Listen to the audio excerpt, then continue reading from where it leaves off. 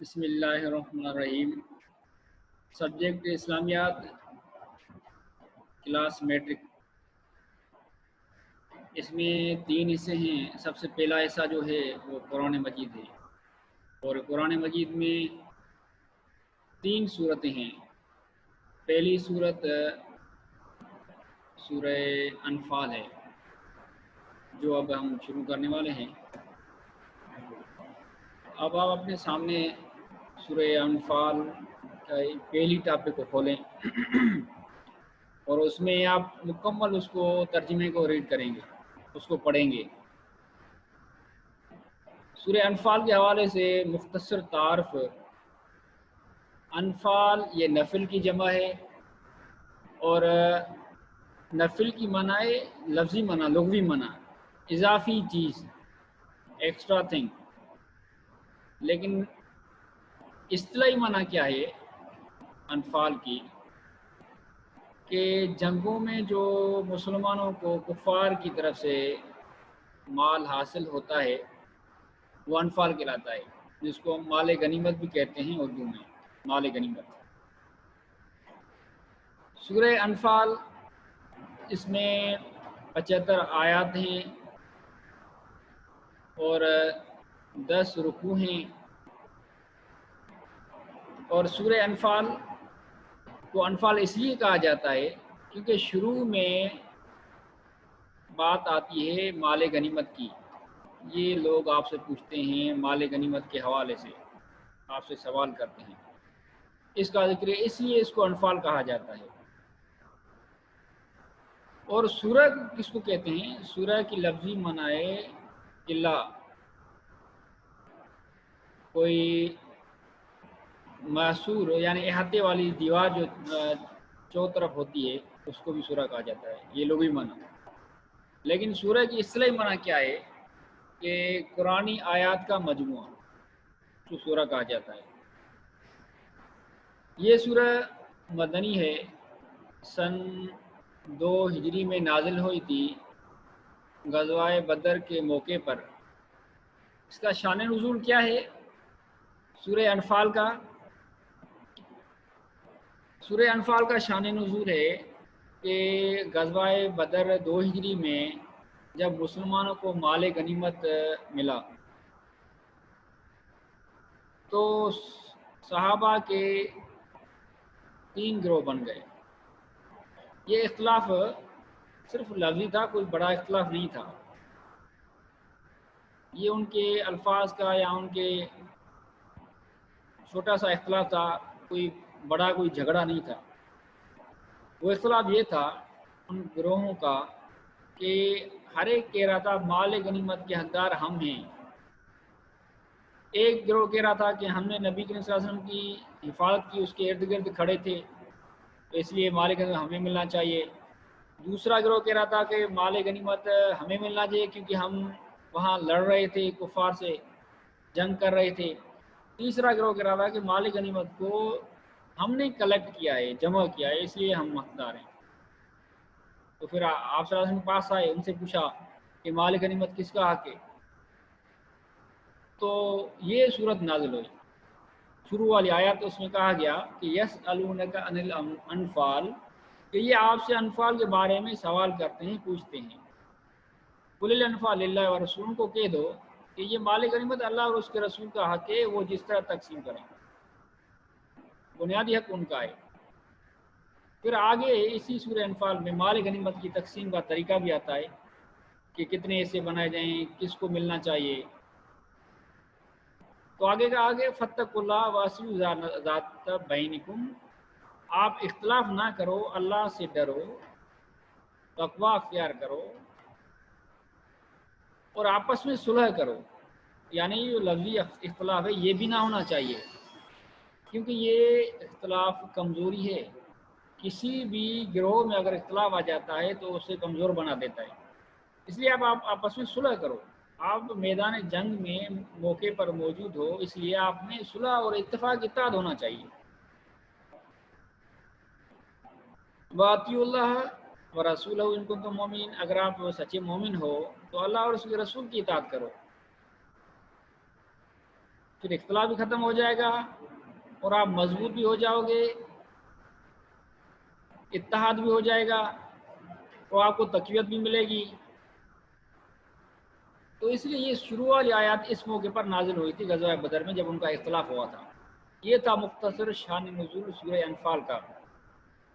اور اس کے آگے مومنوں کی کچھ صفات بیان کی گئی ہیں کہ مومن میں کون سی صفات ہونی چاہیے۔ انما المؤمنون الذین اذا ذکر اللہ وجلت قلوبهم، کہ مومن تو وہ ہیں جب ان کے سامنے اللہ کا نام ذکر کیا جائے، بیان کیا جائے، اللہ کا نام لیا جائے تو ان کی دلیں ڈر جاتی ہیں۔ وجلت قلوبهم، ان کی دلیں ڈر جاتی ہیں۔ ڈرنے کا مطلب کیا ہے؟ اس کی آپ ایک مثال لیں کہ آپ ٹیچر سے ڈرتے ہیں، اپنے ماں باپ سے ڈرتے ہیں۔ اب اس کا یہ مطلب نہیں ہے کہ آپ کے ماں باپ شکل میں ایسے ہیں خطرناک آپ ڈرتے نہیں، یا آپ کے ٹیچر ایسے ہیں، بلکہ اس کا آپ احترام زیادہ کرتے ہو۔ احترام کے حوالے سے، اس کے ادب کرنے کے حوالے سے آپ ان سے ڈرتے ہو کہ کہیں وہ ناراض نہ ہو جائے، کیونکہ ماں باپ یا ٹیچر آپ کو ماریں گے تو نہیں، لیکن پھر بھی آپ ان کا احترام کرتے ہو، پھر بھی آپ ان سے ڈرتے ہو اس کی احترام کرنے کی وجہ سے۔ تو یہ ہے ڈرنا، باقی وہ ڈرنا نہیں جیسے ہم کسی خطرناک چیز سے ڈرتے ہیں، کسی بد شکل چیز سے ہم ڈرتے ہیں، کہ کسی جانور سے ہم ڈرتے ہیں، وہ ڈرنا نہیں۔ یہ ڈرنا فرق ہے۔ جب بھی قرآن مجید میں تقویٰ کا لفظ آتا ہے تو وہ کئی معنوں کا مجموعہ ہوتا ہے، لیکن اس کی معنی ڈرنا ہوتی ہے۔ اس کا مقصد کیا ہوتا ہے؟ پرہیزگاری، اللہ سے ڈر کر نیک کام کرنا، برے کاموں سے بچنا، یہ ہے تقویٰ۔ فاتقوا اللہ، اللہ سے ڈرو، یہی مطلب ہے کہ آپ اچھے کام کرو جو اللہ کو پسندیدہ کام ہے۔ اختلاف اللہ کو پسند نہیں ہے، اختلاف جو لفظی جھگڑا ہوتا ہے وہ اختلاف، باقی جو اختلاف علم کے بڑھانے کی نیت سے کیا جاتا ہے وہ اس میں شامل نہیں ہے۔ یہ اختلاف ہے فتنے اور فساد والا اختلاف، جس میں جھگڑے کی طرف مائل ہونا ہو، جھگڑے کا امکان ہو، وہ اختلاف۔ تو تقویٰ یہ ہوتا ہے پسندیدہ چیزیں اللہ کی وہ اپنائی جائیں، اور جو اللہ کی ناپسندیدہ چیزیں ہیں ان سے بچا جائے، یہ بھی تقویٰ ہے۔ اللہ کی احترام کی وجہ سے اس سے ڈرنا، اس کی بڑائی کی وجہ سے، کبریائی کی وجہ سے ڈرنا، یہ ہوتا ہے فتق اللہ۔ تو پہلی صفت یہ تھی کہ جب اللہ کا نام لیا جاتا ہے ان کی دلیں ڈر جاتی ہیں، وہ اس حوالے سے ڈر جاتی ہیں۔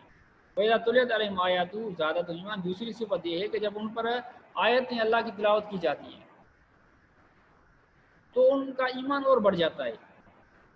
ایمان کا بڑھ جانے کا مطلب کیا ہوتا ہے؟ تو وہ ایمان میں مضبوط ہو جاتے ہیں۔ ایمان ایسی کوئی چیز نہیں ہے جو دکھنے میں آئے اور وہ انکریز ہو جائے، نہیں، بلکہ یہ ایمان ان کا مضبوط ہو جاتا ہے اور زیادہ، کہ ان کو کوئی بھی اپنے ایمان سے ہٹا نہیں سکتا۔ اللہ پر یقین، اللہ کی باتوں پر یقین اور بڑھ جاتا ہے، وہ فرمان برداری میں اور مضبوط ہو جاتے ہیں، اللہ اور اس کے رسول کی فرمان برداری میں۔ وَعَلَىٰ رَبِّهِمْ يَتَوَكَّلُونَ، اور اپنے رب پر وہ بھروسہ کرتے ہیں۔ یہ تیسری خوبی ہے۔ توکل کیا ہے؟ کہ آپ کوئی بھی کام شروع کرو، اسباب شروع کرو، لیکن اس کا انجام اللہ پر چھوڑ دو کہ اس میں کامیاب اللہ کرے گا۔ یہ توکل۔ یہ توکل نہیں کہ آپ گھر بیٹھے رہو اور نہ پڑھو نہ کوئی محنت کرو، پھر کہو کہ ہم تو پوزیشن لیں گے، ہم توکل کرتے ہیں۔ نہیں، توکل میں اسباب اختیار کرنے پڑتے ہیں، باقی اس کا اسباب، اس کا انجام جو ہے، رزلٹ، وہ اللہ پر چھوڑ دیا جائے کہ اللہ ہمیں کامیاب کرے گا۔ تو یہ تیسری خوبی صفت ہوئی۔ چوتھی یہ ہے الذین یقیمون الصلاۃ، کہ وہ نماز قائم کرتے ہیں۔ نماز قائم کرنا یہاں کہا گیا یقیمون، یصلون نہیں کہا گیا کہ نماز پڑھتے ہیں، بلکہ قائم کرتے ہیں۔ پڑھنے اور قائم کرنے میں یہ فرق ہے کہ قائم کرنا یعنی مکمل آداب کے ساتھ نماز پڑھنا، فرائض، سنتیں، آداب کا خیال کرتے ہوئے نماز پڑھنا پورے توجہ سے، خشوع اور خضوع سے، یہ ہے قائم کرنا نماز۔ اور پڑھنا تو یہ عام ہوتی ہے، رکوع کرنا، سجدے کرنا، آداب کا خیال ہو یا نہ ہو، یہ نماز پڑھی۔ تو اس لیے قرآن میں کہا گیا یقیمون الصلاۃ، یعنی نماز قائم کرتے رہو، وہ نماز قائم کرتے ہیں۔ چوتھی اور پانچویں وَمِمَّا رَزَقْنَاهُمْ يُنْفِقُونَ، جو ہم نے ان کو رزق دیا ہے ان سے خرچ کرتے ہیں۔ اب اس میں ایک تو بات یہ واضح ہو گئی کہ کسی کو بھی اپنا رزق نہیں ہوتا، اپنی کمائی نہیں ہوتی، بلکہ اللہ کی دی ہوئی ہوتی ہے، وہ اللہ کی ملکیت ہوتی ہے، اس کی اپنی نہیں ہوتی۔ وہ مما یعنی ان میں سے جو ہم نے ان کو دیا ہے، یعنی اس نے اپنی کمائی نہیں ہے، اس کی اپنی محنت نہیں ہے، بلکہ ہم نے جو ان کو دیا ہے ان سے خرچ کرتے ہیں۔ اب جو بھی چیزیں وہ اللہ کی ہیں، اللہ کے نام پر دینا یہ آسان ہو جائے گا، کیونکہ جو چیز ہماری ذاتی نہیں ہے، ہمیں اپنی نہیں ہے بھی اللہ کی، دیتے بھی اس کے نام پر ہیں، تو اس لیے ہم اسے یہ بوجھ نہیں ہونا چاہیے کہ ہم اگر دوسروں کو دیں گے تو ہم غریب ہو جائیں گے، ہم کنگال تنگ دست ہو جائیں گے، نہیں، بلکہ یہ اللہ کا رزق ہے، وہی دیتا ہے، اس کے نام پر ہم دیتے ہیں۔ تو یہ پانچویں خوبی ہے مومنوں کی۔ پہلی خوبی کیا ہوئی؟ اللہ کا نام لیا جاتا ہے، ان کی دلیں ڈر جاتی ہیں، یعنی اور فرمان بردار ہو جاتے ہیں، اور جب آیتیں تلاوت کی جاتی ہیں تو ایمان ان کا مضبوط ہو جاتا ہے، اور وہ اللہ پر بھروسہ کرتے ہیں، کسی اور پر نہیں کرتے، نماز قائم کرتے ہیں، اور وہ خرچ کرتے ہیں اللہ کی راہ میں۔ یہ پانچ خوبیاں ان کی ہو گئی۔ آگے ان کے لیے کیا کہا گیا ہے؟ اولئک هم المؤمنون حقا، یہی سچے مومن ہیں۔ اب آپ اندازہ کرو آپ میں بھی یہ خوبیاں ہیں یا نہیں۔ لہم درجات عند ربہم ومغفرۃ ورزق کریم، یہ ان کا بدلہ ہے، اللہ کے انعام ہے، ان کے لیے بڑے بلند درجے ہیں اللہ کے ہاں، بڑے انعامات، مغفرت اللہ کی طرف سے بخشش ہے، اللہ نے ان کو معاف کر دیا، ورزق کریم، اور عزت کا رزق ہے، عزت والی روزی ان کے لیے۔ ان کے لیے جو ایک تو ہوتا ہے لوگوں کو رزق ملتا ہے لیکن بڑی ذلالت سے، بڑے ذلیل ہو کر ان کو رزق ملتا ہے، ایک ایک کے دروازے پر دھکے کھا کر پھر ان کو رزق ملتا ہے۔ لیکن ایک رزق ایسا ہے جو بڑا عزت والا ہو، جس میں اس کی عزت مجروح نہ ہو، تو وہ رزق ان کے لیے اللہ نے رکھا ہے۔ آگے کما اخرجک ربک من بیتک بالحق وان فریقا من المؤمنین لکارہون، کہ جس طرح نکالا تم کو تیرے رب نے تمہارے گھر سے حق کے ساتھ، وان فریقا من المؤمنین، کچھ لوگ مومنوں میں اس بات کو ناپسند کر رہے تھے کہ ہم لڑنے نہ جائیں۔ یجادلونک فی الحق، وہ تم سے بحث کر رہے تھے حق کے معاملے میں، بعد ما تبین، جبکہ وہ واضح ہو چکا تھا کہ فتح مسلمانوں کی ہے اور مسلمان حق پر ہیں، سچ پر ہیں، یہ واضح ہو چکا تھا۔ کانما یساقون الی الموت، ان کو یہ ایسے لگ رہا تھا گویا کہ وہ موت کی طرف ہانکے جا رہے ہیں، وہ اپنی موت کو دیکھ رہے ہیں۔ وَيَعِدُكُمُ اللَّهُ إِحْدَى الطَّائِفَتَيْنِ، جبکہ اللہ نے وعدہ بھی کیا تھا کہ ان دو لشکروں میں سے، یعنی ایک ابو سفیان کا ایک ابو جہل کا، انہا لکم، ان میں سے ایک آپ کے لیے ہے، وَتَوَدُّونَ أَنَّ غَيْرَ ذَاتِ الشَّوْكَةِ، اور آپ یہ چاہ رہے تھے، وہ اس بات کو پسند کر رہے تھے کہ آپ کو بغیر کسی جھگڑے لڑائی کے جنگ کرنے کے آپ کے لیے وہ بن جائے، وہ لشکر یا وہ مال غنیمت، آپ کو لڑنا نہ پڑے، غیر ذات شوکت یعنی بغیر کسی ہتھیار چلانے کی۔ وَيُرِيدُ اللَّهُ أَن يُحِقَّ الْحَقَّ بِكَلِمَاتِهِ، اور اللہ تعالیٰ ارادہ کر رہا تھا کہ حق کو ثابت کر کے دکھائے اپنی کلمات سے، اپنے حکم سے۔ وَيَقْطَعَ دَابِرَ الْكَافِرِينَ، اور کافروں کی جڑ اکھاڑ دے، کاٹ دے، تاکہ حق حق رہے، باطل باطل رہے، اگرچہ یہ بات مجرموں کو پسند نہیں ہے۔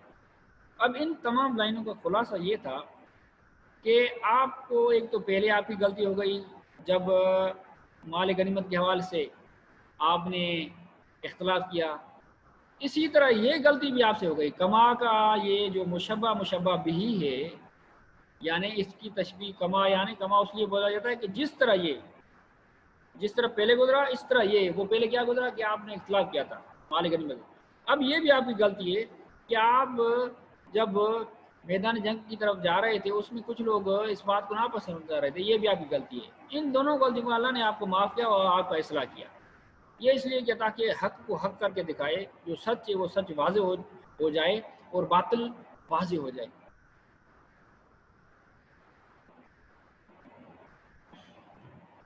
اس تستغیثون ربکم، اس وقت آپ اپنے رب کی پکار رہے تھے، فریاد رسی کر رہے تھے، پھر اللہ نے آپ کی دعا قبول کی۔ اور آپ کے پاس فرشتے بھیجے، اور یہ اللہ نے اس لیے نہیں بنائے، صرف اس لیے بنایا تاکہ یہ خوشخبری ہو مومنوں کے لیے، اور آپ کی دلیں مطمئن ہو جائیں کہ اللہ کی مدد آ چکی ہے، کیونکہ بعض لوگوں کو یہ شبہ تھا کہ مدد ابھی تک نہیں آئی، تو اللہ نے ان کو مطمئن کر دیا مدد آ گئی، فرشتے بھیجے۔ ومن نصر اللہ من عند اللہ، مدد تو اللہ کی طرف سے ہوتی ہے، اور بے شک اللہ تعالیٰ غالب حکمت والا ہے۔ اب اس پوری ٹاپک کا خلاصہ یہ ہوا کہ شروع میں مال غنیمت کے بارے میں سوال تھا، اس کا جواب ملا کہ اللہ اور اس کے رسول کا حق ہے وہ جس طرح تقسیم کریں، اور دوسرا ایسا تھا مومنوں کی خوبیاں، اور تیسرا ایسا تھا کہ آپ کے ایک اور غلطی بھی ہو گئی، اس کا اصلاح ہونا چاہیے، اور آخر میں اللہ تعالیٰ نے خوشخبری دی، فرشتے نازل کیے۔ یہ خلاصہ تھا اس ٹاپک کا۔ اب اس میں آپ کو کرنا کیا ہے، ایکٹیویٹی آپ کی کیا ہوگی، آپ کو یہ ترجمہ پورا یہ پڑھنا ہے، یہ پوری ٹاپک ریڈنگ کرنی ہے، پھر ان کے مشکل الفاظ جو ہے عربی میں بھی لکھے ہوئے ہیں یہ بھی آپ کو یاد کرنے، آگے میں آپ کو دکھاتا ہوں، میں نے کچھ زیادہ بھی لکھے ہیں وہ بھی آپ کو یاد کرنے ہیں، آگے آئیں گے وہ۔ اور پھر یہ ایکسرسائز آپ کو حل کرنی ہے۔ اس میں پہلا سوال ہے، اس سبق میں مومنوں کی کیا صفات بیان کی گئی ہیں؟ لیکچر میں آپ نے پڑھا 5 صفات، آگے میں نے لکھا ہے وہ بھی آپ دیکھیں گے، اس کا جواب لکھا ہوا ہے۔ 2 گروہوں سے کیا مراد ہے؟ لیکچر میں آپ نے سنا 2 گروہ سے مراد، ایک ابو جہل کا گروہ جو مکے سے آ رہا تھا، اور دوسرا گروہ ابو سفیان کا جو شام سے آ رہا تجارتی گروہ تھا، وہ وفد شام سے آ رہا تھا۔ یہ 2 گروہ مراد ہیں، اور یہ منتخب آیات ہیں، ان کا ترجمہ اور تشریح آپ کو یاد ہونی چاہیے۔ جو ابھی آپ کو لیکچر میں نے بتایا، فتق اللہ یعنی اللہ سے ڈرو، واصلوا ذات بینکم، اور آپس میں صلح کرو۔ اگر آپ نے لیکچر توجہ سے سنا ہوگا تو آپ اس کی تشریح بھی بیان کر سکتے ہو، ورنہ میں نے آگے اس کو لکھا ہے نوٹس میں، واطیعوا اللہ و رسولہ، اللہ اور اس کے رسول کی اطاعت کرو، ان کنتم مومنین، اگر تم مومن ہو۔ اذا تلیت علیہم، جب پڑھی جاتی ہیں ان پر آیات، ان کی آیتیں اللہ کی آیتیں، زیادہ تو ایمان ہے، ان کا ایمان اور بڑھ جاتا ہے۔ یہ اس کے پہلے ٹاپک کے مشکل الفاظ ہیں۔ انفال، مال غنیمت، یہ سلون کا وہ آپ سے پوچھتے ہیں، فتق اللہ، ڈرو، پرہیزگاری اختیار کرو، اصلی صلح کرو، ذات بین کو، آپ یہ سارے الفاظ لکھے ہوئے ہیں، آپ کو یاد کرنے ہیں۔ یہ سوالوں کے جواب آپ کو لکھے ہوئے ہیں۔ یہ مندرجہ ذیل 5 صفات بیان کی گئی ہیں، کون سی؟ یہ 5 لکھی ہوئی ہیں۔ 2 گروہوں سے کیا مراد ہے وہ بھی لکھا ہوا ہے، اور کچھ اس کے حوالے سے معلومات بھی میں نے لکھی ہے، وہ آپ کو یاد کرنی ہے۔ ابو سفیان 8 ہجری میں مسلمان ہونا، یہ ایکسٹرا نالج ہے، یہ ٹاپک سے ریلیٹڈ ہے، اگر یہ آپ کے نصاب میں نہیں ہے یا ایم سی کیوز میں آ سکتی ہے، آپ یہ پڑھ لینا۔ اصطلاحات اس میں کچھ آتی ہیں، جیسے انفال ہے، توکل ہے، صلات ہے، ملائکہ ہے، یہ لکھی ہوئی ہیں، آپ پڑھنا کہ مثال کے طور پر انفال کی صورت ہیں، پہلے بھی میں نے آپ کو بیان کیا کہ انفال نفل کی جمع ہے، جس کی لفظی معنی ہے اضافی چیز، اور اصطلاحی معنی ہے وہ مال جو مسلمان کو جنگوں میں کفار سے حاصل ہو، اس کو مال غنیمت کہا جاتا ہے۔ اسی طرح سورہ انفال کا شان نزول جو پہلے میں نے آپ کو بتایا، اب وہ لکھا ہوا بھی ہے، آپ کو یاد کرنے میں آسانی ہوگی۔ سورہ انفال کے عام مضامین، یعنی اس کی سورہ انفال میں کون سی چیزیں آتی ہیں بنیادی طور پر، اجمالی طور پر، یعنی بریفلی، مختصراً بڑی بڑی باتیں جو ہوئے ہیں، غزوہ بدر کا ذکر ہے، جہاد کی ترغیب ہے، جہاد میں کامیاب ہونے کے اصول ہیں، مال غنیمت تقسیم کے متعلق احکام ہیں، منافقین کا رد عمل ہے، یہ باتیں کچھ سورہ انفال میں آتی ہیں۔ اب یہ دوسری ٹاپک شروع ہونے والی ہے، پہلے آپ کو اس کا خلاصہ بتاتا ہوں۔ آپ کو یہ پوری ٹاپک کے ترجمے کے ساتھ ریڈ کرنی ہے، ترجمہ پڑھنا ہے آپ کو، تاکہ وہ آپ کو باتیں، وہ لیکچر آپ کو سمجھ میں آ جائے۔ شروع میں یہ ہے یہاں غزوہ بدر میں جو اللہ نے انعام کیے تھے ان کا اجمالی ذکر ہے بریفلی، کہ اس وقت کو بھی یاد کرو جب اللہ نے آپ کو غزوہ بدر کے موقع پر میدان جنگ میں آپ کی نصرت کی، آپ کو اس وقت سکون آ گیا، امن نعاسن، نعاس نیند کہتے ہیں، یعنی وہ بھی امن والی۔ تو جب غزوہ ہوتی ہے، جنگ ہوتی ہے، اس وقت تو بڑے مشکل حالات ہوتے ہیں، تو اس وقت نیند کیسے؟ یہ اللہ کا ایک انعام تھا ان کو مطمئن اور تسلی دینے کے لیے کہ وہ ایسے حالات میں بھی سکون میں تھے، تسکین میں تھے۔ اللہ کا یہ انعام تھا ایک۔ دوسرا، ينزل علیکم من السماء ماء، آسمان سے اللہ نے پانی برسایا، بارش۔ ان کو سخت پانی کی ضرورت بھی تھی، کچھ پانی پیا بھی، کچھ اپنی آپ کو پاک بھی کیا، جو ناپاک مثال جو وضو بھی کیا، وضو کے حوالے سے یا غسل کے حوالے سے، اس حوالے سے انہوں نے پاکائی بھی حاصل کی، آگے عبادت بھی کر سکے۔ وایو زبان کو بریز شیطان، شیطانی جو قدورتیں تھیں، ناپاکیاں تھیں، وہ بھی اللہ نے ہٹا دی، اور ان کے مسلمانوں کی دلوں کا آپس میں ربط جوڑ بھی کیا، ان کو ثابت قدم رکھا، آپس میں ان کو ملا دیا، اور وہ ڈٹ کے مقابلہ کر رہے تھے۔ یہ اللہ کی طرف سے غزوہ بدر میں اللہ کی طرف سے انعامات تھے مسلمانوں پر، ورنہ اگر وہ بھاگ جاتے، اکھڑ جاتے، ان کے شیطان کے وسوسے سے ان پر حملہ کرتے، پانی نہ ہوتا، تو یہ سب اللہ کے انعام تھے۔ پانی بھی آ گیا، ان کے دلیں بھی جڑ گئی، ان کے ثابت قدم بھی رہے، شیطان کے وسوسے بھی دور ہو گئے، اللہ کے انعام تھے، پھر ان کی فتح ہوئی ان کے بدلے میں۔ آگے اللہ تعالیٰ کہتا ہے کہ یہ بھی یاد کرو جب اللہ نے فرشتوں کی طرف وحی کی کہ میں آپ کے ساتھ ہوں، آپ مسلمانوں کی مدد کرو، ان کو ثابت قدم رکھو، اور میں کفار کی دلوں میں رعب ڈال دوں گا، وہ آپ سے ڈر جائیں گے، آپ سے مقابلہ نہ کر سکیں گے۔ اب فرشتوں کو حکم ہوا کہ ان کفار کو مارو، فضربوا فوق الاعناق، وضربوا منکم، ان کے پور پور جوڑ جوڑ ان کو مارو۔ فرشتے ان کو مار رہے تھے، حدیث میں کہ وہ فرشتے انسانی شکل میں تھے، اور وہ ان کے ہاتھ میں لکڑی یا چھڑی تھی، ان کو مار رہے تھے تو وہ مر جاتے تھے۔ یہ اللہ کی نصرت کی مدد تھی۔ یہ کیوں ہوا ان کو یہ سزا کفار کو؟ کیونکہ انہوں نے اللہ اور اس کے رسول کی نافرمان کی، شاق اللہ اور رسول مخالفت کی، اور جو اللہ اور اس کے رسول کی مخالفت کرتا ہے اس کو سخت عذاب ہوتا ہے۔ فإن اللہ شدید العقاب، اللہ تعالیٰ سخت عذاب کرنے والا ہے۔ یہ حال ہے، اب اس کو سزا کو چکھو، کفار کو کہا گیا۔ اور آگے جہاد میں کامیاب ہونے کے اصول، ایک اصول یہ ہے کہ یہ ایمان والو، جب تم کفار کے ساتھ، یا ایھا الذین آمنوا اذا لقیتم الذین کفروا، جب تم کفار کے ساتھ ملو، زحفاً آمنے سامنے، مقابلہ کرنے کے لیے آمنے سامنے آ جاؤ، تو اس وقت آپ کا پہلا اصول یہ ہے کہ پھر آپ پیٹ پھیر کر بھاگنا مت ہے، ڈٹ کے مقابلہ کرنا، فلا تولوہم الادبار، پیٹ پھیر کر بھاگنا مت ہے۔ اور جو بھی ایسے کرے گا وہ یولہم یومئذ دبرہ، یعنی پیٹ پھیر کر بھاگے گا اس دن، تو وہ فقط باب غضب من اللہ، وہ اللہ کے غضب کو لے کے بھاگا، اس کے لیے جہنم ہے ٹھکانہ، اور یہ برا ٹھکانہ ہے جو ایسا کرے گا، یعنی یہ کبیرہ گناہ ہے میدان جنگ میں بھاگنا۔ الا متحرفا لقتال او متحیزا الی فئۃ، یہ دو صورتیں آپ اس میں بھاگ سکتے ہو، صرف دو صورتیں اس میں آپ واپس ہو سکتے ہو۔ ایک صورت یہ ہے متحرفا لقتال، کوئی جنگی چال چلنا، مثال آپ نے پیچھے جا کر پھر اچانک دوسری طرف سے حملہ کر لیا، پیچھے بھاگ کر پھر دوسری طرف سے حملہ کر لیا، تو یہ تو ٹھیک ہے۔ اور دوسری صورت متحیزا الی فئۃ، آپ لڑتے لڑتے بیچ کفار میں آ گئے ہو، اب آپ بھاگ کر صرف اپنے جا کر لشکر سے جا کے ملو، تو یہ صورت جائز ہے۔ یہ دو صورتوں کے علاوہ باقی میدان جنگ سے بھاگ کر چلے جانا یہ حرام گناہ کبیرہ ہے۔ آگے کہتا ہے کہ کہا جاتا ہے فلم تقتلوہم ولکن اللہ قتلہم، ان کو آپ نے قتل نہیں کیا، اللہ نے ان کو قتل کیا، یعنی کفار کو۔ اور وما رمیت اذ رمیت، جو کنکریاں آپ نے پھینکی، نبی کو کہا گیا اس آیت میں، جو کنکریاں مٹی آپ نے پھینکی ان کی آنکھوں کو لگی اور وہ اندھے ہو گئے، یہ حقیقت مٹی اللہ نے ان کی آنکھوں میں پہنچائی۔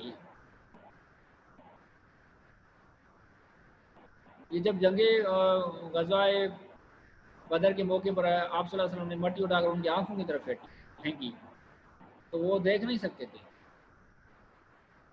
تو یہ اللہ نے کہا کہ میں نے یہ کیا، اگرچہ ظاہر میں آپ صلی اللہ علیہ وسلم نے پھینکی۔ اور یہ ایسا موقع ہے، ہجرت موقع پر بھی آیا تھا واقعہ، ایسا واقعہ کہ آپ صلی اللہ علیہ وسلم گھر سے نکلے اور کفار کے آنکھوں کی طرف مٹی پھینکی تو وہ دیکھ نہیں سکتے تھے، آپ صلی اللہ علیہ وسلم درمیان سے نکل کر چلے گئے۔ ایک روایت میں کہ وہ یہ دو اس کے مواقع ہیں، ایک غزوہ بدر کے موقع پر ایسا ہوا تھا، دوسرا ہجرت کے موقع پر بھی ایسا ہوا تھا۔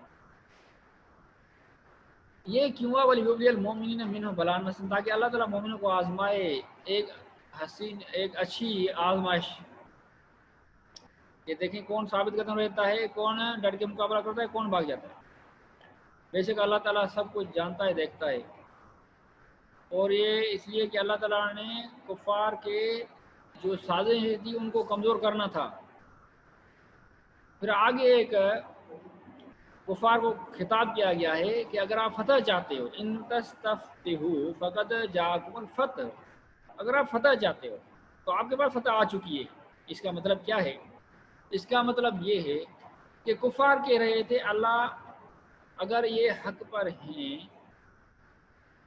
اگر وہ کہہ رہے تھے کہ ہم حق پر ہیں، اپنے آپ کو حق پر سمجھ رہے تھے کہ ہم کو فتح عطا کر، ہم حق پر ہیں، تو ان کے لیے فتح یہ ہے کہ وہ شکست میں ہو گئے، یہ ان کے لیے فتح ہے۔ اللہ نے کہا اگر آپ فتح چاہتے ہو تو آپ کے پاس فتح آ چکی۔ وہ فتح کیا تھی؟ وہ حقیقت میں شکست تھی۔ وہ ان کو جو ان کے قتل ہوئے، قید ہوئے، یہ ان کے لیے یہ تھی، یہ ان کے لیے فتح تھی۔ تو آپ کے لیے فتح آ چکی۔ آپ کہہ رہے تھے اگر ہم حق پر ہیں تو ہمیں، اگر ہم حق پر نہیں ہیں تو ہمیں عذاب بھیجے۔ وہ حق پر نہیں تھے اس لیے ان پر عذاب آ گیا، تو یہ ان کے لیے اپنی دعا قبول ہو گئی۔ وَإِن تَنْتَهُوا، دوسری صورت اگر آپ باز آتے ہو فَهُوَ خَيْرٌ لَكُمْ، اپنی حرکت سے باز آ جاتے ہو، کفار کو خطاب ہے، تو یہ آپ کے لیے بہتر ہے۔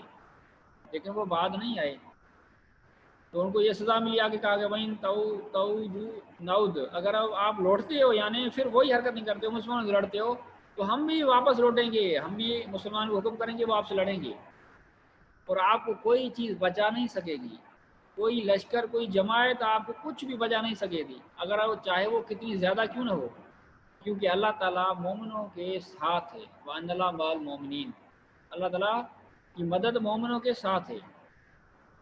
تو یہ اس کا خلاصہ ہو گیا۔ اس میں ایک غزوہ بدر میں جو انعامات ہیں ان کا ذکر تھا اس ٹاپک میں، اور دوسرا فرشتوں کو حکم تھا کہ کفار کو مارو، اور تیسرا ایسا تھا جہاد میں کامیاب ہونے کا اصول کہ وہاں سے بھاگنا نہیں ہے صرف 2 صورتوں میں، اور تیسرا کفار کو خطاب تھا۔ یہ 3 چیزیں اس میں بیان تھیں۔ اب اس کی مشکل الفاظ آپ یاد کرو، یہ مشکل الفاظ ہیں عربی میں کہ آپ کو یاد کرنے ہیں، اور یہ اس کی ایکسرسائز ہے۔ اس سبق میں غزوہ بدر کے حوالے سے اللہ تعالیٰ کے کن انعامات کا ذکر ہے۔ ابھی لیکچر میں آپ نے سنا کہ کون سے انعامات تھے، تسکین قلب تھا، بارش تھی، فرشتوں کا نزول تھا، اور دوسرا سوال ہے کفار کے ساتھ مقابلے کی صورت میں انفال کی عنایات میں کیا ہدایت دی گئی ہیں۔ وہ ہدایت یہ تھی جو ابھی آپ نے لیکچر میں سنی کہ پیٹ پھیر کر بھاگنا نہیں ہے سوائے 2 صورتوں میں، جو بھاگے گا وہ گناہ کبیرہ ہے، سزا ہے۔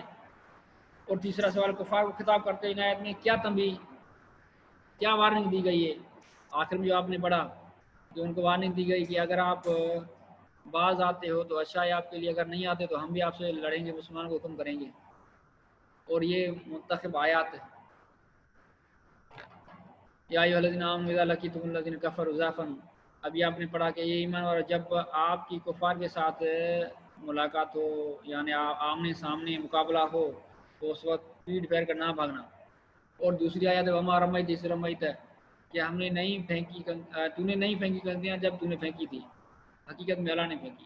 یہ ترجمہ ہے، یعنی مطلب اس کا وہ جو آپ نے پڑھا کہ 2 موقعوں پر آپ صلی اللہ علیہ وسلم نے کفار کی طرف مٹی پھینکی تھی، وہ نظر ان کو نہیں آ رہی تھی، کوئی چیزیں ان کو نظر نہیں آ رہی تھی، تو یہ حقیقت مٹی اللہ نے پھینکی تھی، ان کی آنکھوں تک پہنچائی۔ تیسری آیت ہے ولن تغنی عنکم فئتکم، ہرگز نہیں بچا سکے کہ تمہاری جماعت تم کو شیئن کچھ بھی ولو کثرت، اگرچہ وہ زیادہ کیوں نہ ہو۔ یہ ان کے سوال جواب جو ابھی آپ کو میں نے مختصر بتائے، یہ آپ یاد کر لینا، جواب بھی لکھے ہوئے ہیں۔ میرے خیال میں یہ 2 ٹاپک آپ کے لیے فی الحال کافی ہیں، تیسری ٹاپک ہم نیکسٹ لیکچر میں شروع کریں گے۔ اس میں ایک اور چیز بھی آپ شامل کر لیں پچھلی 2 ٹاپک میں کہ اس میں غزوہ بدر کا ذکر تھا۔ غزوہ بدر 2 ہجری میں لڑی گئی ہے۔ غزوہ بدر میں मुसलमानों की तादाद 313 थी और कुफार की तादाद 1000 थी। बदर एक कुएं का नाम था। वो कुआं एक वादी में था, फिर उस वादी का नाम मशहूर हो गया वादी बदर। उस जगह पर जंग लड़ी गई, इसलिए इस जंग पर भी नाम पड़ा बदर। और गज़वा बदर में 70 कुफार कत्ल हुए, 70 कैद हुए, बाकी भाग गए। मुसलमानों के 14 मुसलमान शहीद हुए। और जो कैद हुए उनके बारे में आगे टॉपिक में तफसील आएगी कि आप सल्लल्लाहु अलैहि वसल्लम साहबा से मशवरा लिया था इनके बारे में क्या किया जाए। फिर बाद साहबा ने मशवरा दिया कि इनको कत्ल किया जाए, जैसे हज़रत उमर ने कहा कि हर एक रिश्तेदार अपने रिश्तेदार के हवाला किया जाए, उसको कत्ल करे। हज़रत अबू बकर ने कहा कि इनसे फ़िदिया लिया जाए, यानी एवज़, फिर उनको आज़ाद किया जाए। फिर आप सल्लल्लाहु अलैहि वसल्लम ने हज़रत अबू बकर मशवरे पर अमल किया, उनसे फ़िदिया लेकर उनको आज़ाद किया। फिर उनमें से जो गरीब थे, जिनके पास कुछ नहीं थे कुफार में, उनको कहा गया कि आप मुसलमानों के 10 बच्चों को लिखना पढ़ाना सिखाएं। फिर उनको आज़ाद किया गया। तो ये मुख्तसर तारुफ था ग़ज़वा बदर का, 2 हिजरी में लड़ी गई थी। और इसका सबब क्या था, क्यों लड़ी गई? कि कुफार का एक लश्कर तिजारती वो शाम की तरफ गया हुआ था। फिर जब वापस आ रहा था तो मुसलमानों ने सोचा कि ये इस्लाम को अपनी मालियत की वजह से तकलीफ़ देते हैं, माल ज़्यादा जमा करके वो इस्लाम को मिटाने पर खर्च करते हैं, क्यों न इसके माल को रोका जाए, इसी तिजारत को रोका जाए। फिर मुसलमानों में मशवरा हुआ कि उनका पीछा किया जाए। फिर जब उनके करीब पहुँचे, अबू सुफियान का लश्कर था, तिजारती, शाम से वापस आ रहा था। अबू सुफियान को पता चला, उन्होंने मैसेज भेजा, कोई बंदा भेजा कासिद मक्के की तरफ, अबू जेल की तरफ के मदद करो। फिर अबू जेल अपना लश्कर हथियारों से भरा हुआ लेकर बदर की जगह पर पहुंचा। और अबू सुफियान का लश्कर भी तिजारती, बड़ा उसके साथ भारी सामान था, सोना चांदी और तिजारती सामान था, वो भी बदर की जगह पहुंचा। फिर आप सल्लल्लाहु अलैहि वसल्लम भी हकीकत में लड़ने नहीं आ रहे थे, क्योंकि इनके पास इतने हथियार भी नहीं थे, सिर्फ इनको कमज़ोर करने आ रहे थे ताकि इस्लाम को ये तकलीफ़ ना पहुँचाएँ।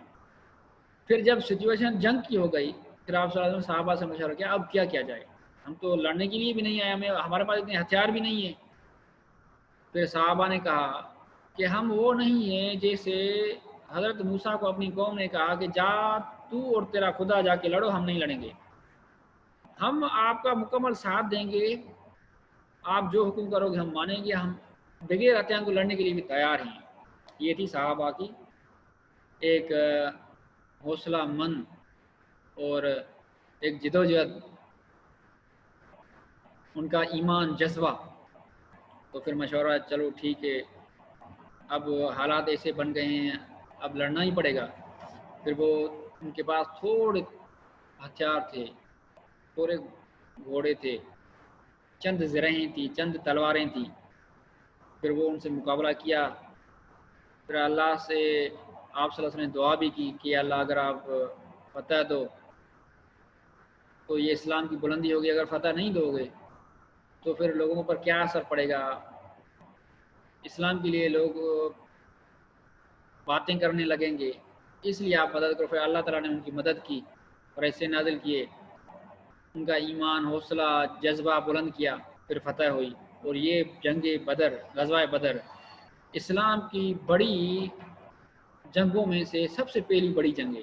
वैसे इनसे पहले भी एक जंग हुई थी, लेकिन वो उसमें इतनी खूनरेज़ी वगैरह नहीं हुई थी, इतनी फतह नहीं हुई थी। वो ऐसे ही जंग बंदी का ऐलान हो गया, जंग बंद हो गई, ग़ज़वा उदान या ग़ज़वा बवाद वगैरह, ये शुरुआत वाली। लेकिन ये पहली बड़ी जंग थी जिसमें इतना बड़ा मार्का हुआ, इतना बड़ा मुकाबला हुआ, और इसमें इतनी इस्लाम की बुलंदी हुई, असर रसूख हुआ, इस्लाम का नाम बुलंद हुआ, मुसलमानों का नाम बुलंद हुआ कि मुसलमान इतने बड़े जज्बे के साथ हैं, इतने बड़े ईमान के साथ हैं कि वो बगैर हथियारों के भी फतह कर सकते हैं। तो ये खुलासा था इन दोनों टॉपिक का। इससे ज़्यादा हम नेक्स्ट टॉपिक में पढ़ेंगे।